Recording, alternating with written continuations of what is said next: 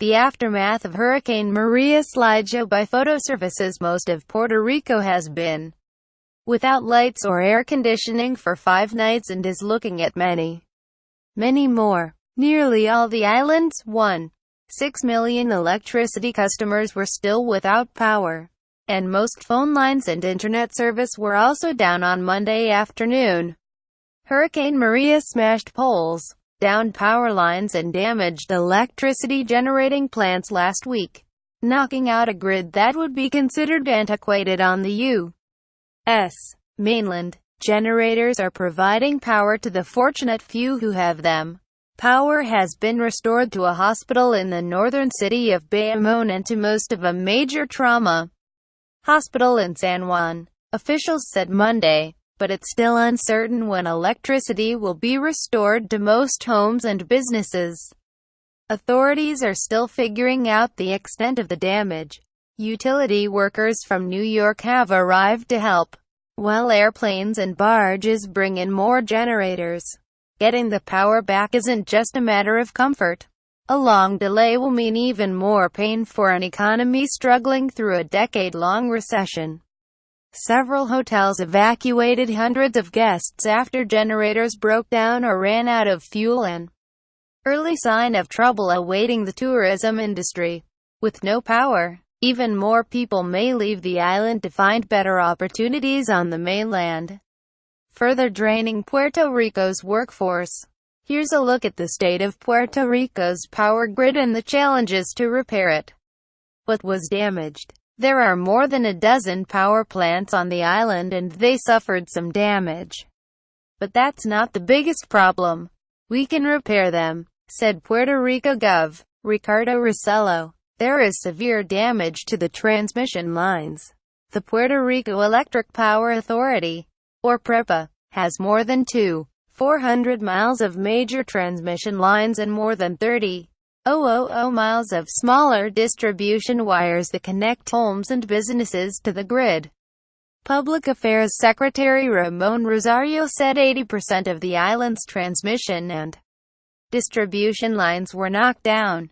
He noted that it took 4 months to restore power to the entire island after Hurricane Hugo in 1989 and 6 months after Hurricane George in 1998. When will repairs start? The assessment of damage is just beginning.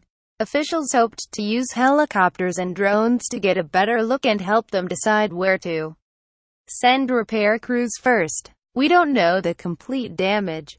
We don't know what we need for equipment, said Mike Hyland, a spokesman for the American Public Power Association, which represents public utilities in the U.S., including PREPA. Everyone is jumping ahead. We have to be patient. Repair work will be complicated by terrain and geography. Unlike Texas and Florida, which were hit by hurricanes that knocked out power grids this summer, workers from other utilities can't hop in a truck and drive to Puerto Rico. The main airport in San Juan is not yet operating normally, which is slowing the airlift of crews, generators and other equipment. Who will get power first? Hospitals are at the top of the list. And a spokeswoman for the Energy Department said Sunday that power restoration work had begun at some critical facilities. The San Juan port reopened Sunday, according to the Federal Emergency Management Administration, which should help with shipments of fuel for generators and first responders.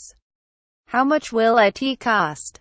It's too early to estimate the total bill, but PREPA said even before Maria that it needed more than $4 billion to upgrade its infrastructure. Years of underinvestment had left it with an inefficient and unreliable system. Its fleet of power plants has a median age of 44 years. For example, the average age across the United States is 18 years.